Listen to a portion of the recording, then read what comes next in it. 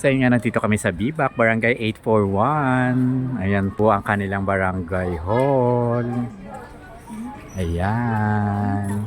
Sino nandito? Si chairman? Si kagawad lang. Ayan nandiyan mga kagawad. Ayan, may stage sila. Siyempre, hindi mawawala yung basketballan at nasa baba po yung kanilang parking. Ayan po yung social hall nila.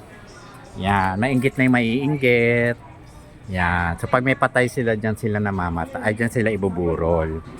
So ayan, akalain mo bang itong bagong barangay ay gumanda? Ayan, dati yung dugyot-dugyot nila. Ayan, meron ng stage, meron ng basketballan, parking. Kasi dati daw to ay project ni Madam Imelda Marcos. Yan, para sa mga pulis, sa mga pamilya ng pulis. Ayan yung iba nila, Anthony. Nasaan yung opisina mo, Madam? Ayan, may garden sila. Yan po, pakibukas na po yung ilaw. Ay, walang ilaw yung puno. Meron ba? Alis na ba tayo? Ayan. So, ayan po.